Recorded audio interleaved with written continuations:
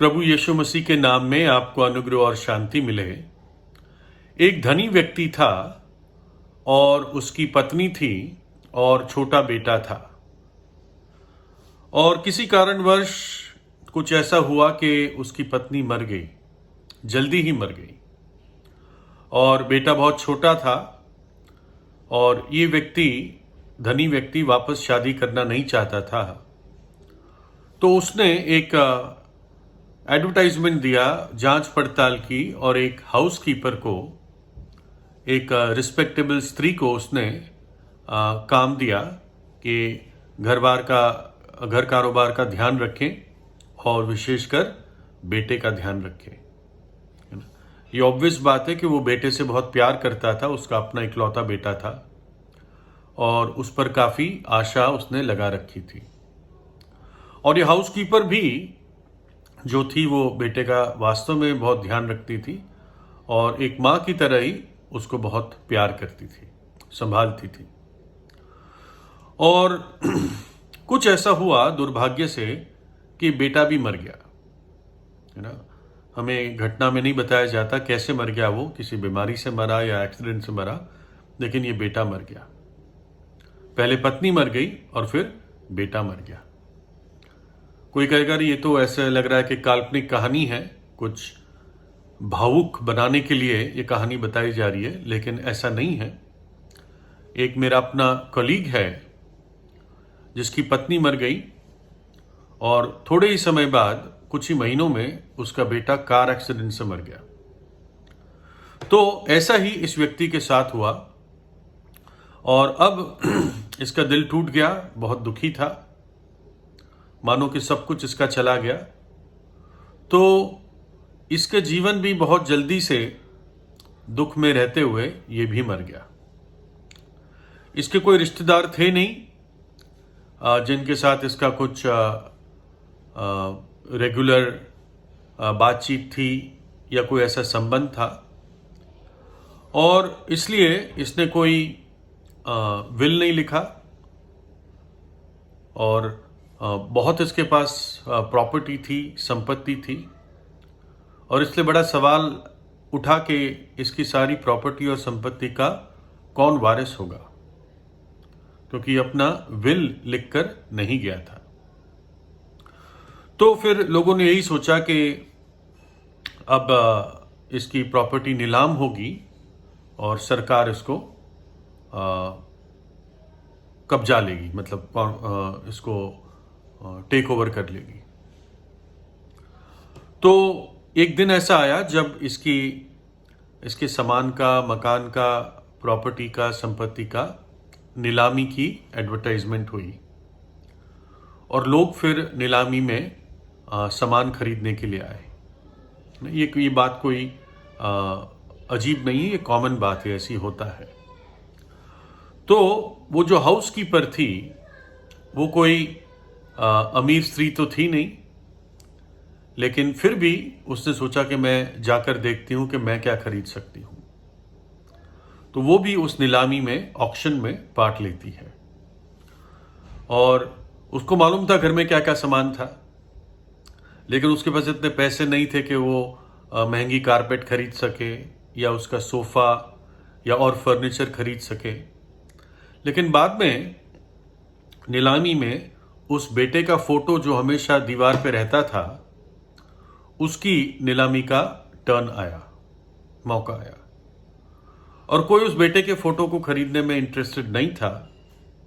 लेकिन ये स्त्री, ये हाउसकीपर जो थी, उसने थोड़े ही पैसे में, क्योंकि कोई ज़्यादा इस पे बोली नहीं हुई, तो उसने उस पिक्चर को, उस फ्रेम को उसने खरीद लिया और अपने घर लेकर गई, क्योंकि उसको भी उस बेटे के लिए बहुत प्यार था।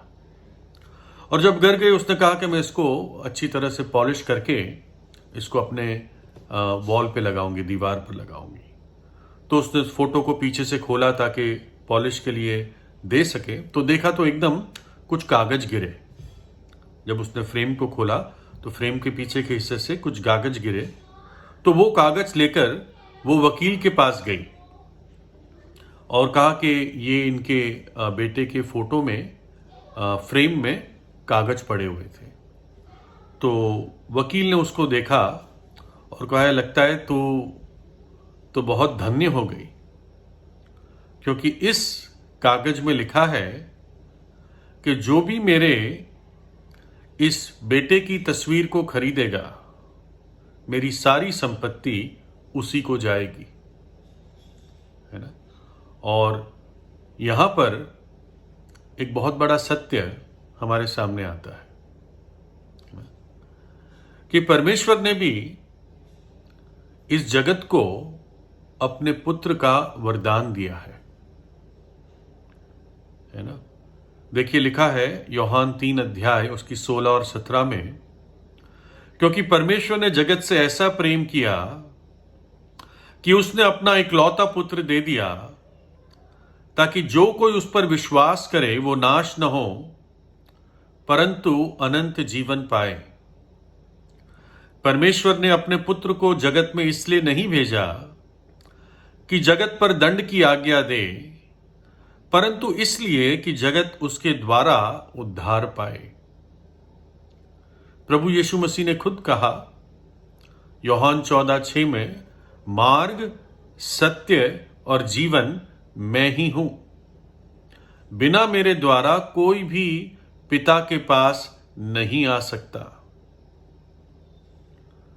पौलुस प्रेरित, जो एक प्रभु यीशु मसीह का बड़ा दास था, जो पहले प्रभु यीशु मसीह के विश्वासियों को सताता था, हत्या भी करवाई, लेकिन प्रभु यीशु ने अपना दर्शन देकर उसके जीवन को बदल दिया।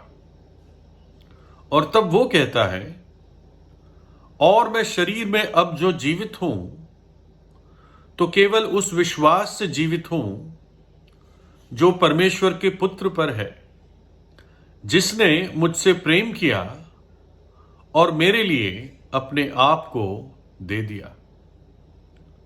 कि प्रभु यीशु मसीह जो परमेश्वर का पुत्र है, उसने मेरे खातिर अपने प्राण क्रूस पर दे दिए, अपना संपूर्ण मेरे खातिर दे दिया, अपना पवित्र लहू बहा दिया, ताकि मुझ जैसा पापी, वो अपने आप को चीफ ऑफ सिनर्स, पापियों का सरदार कहता था, बोला मेरे खातिर उसने अपना पवित्र लहू बहा दिया, ताकि मेरे पाप धुल सके, कि अब मैं उसी विश्वास से परमेश्वर के पुत्र पर विश्वास करके ये जीवन बिता रहा हूं। इब्रानियों 1:1 और 2 में लिखा है, पहले के समयों में परमेश्वर ने बाप दादों से थोड़ा थोड़ा करके और भांति भांति से भविष्यद्वक्ताओं के द्वारा बातें करके इन दिनों के अंत में हमसे पुत्र के द्वारा बातें की, जिसे उसने सारी वस्तुओं का वारिस ठहराया और उसी के द्वारा उसने सारी सृष्टि रची है। परमेश्वर पिता ने अपने पुत्र के द्वारा हमसे अब बातें की है, अपना दर्शन, अपनी इच्छा अपने पुत्र के द्वारा हम पर प्रकट किया है। जो अनंत काल में था, वो मनुष्य रूप धारण करके हमारे बीच में प्रकट हुआ।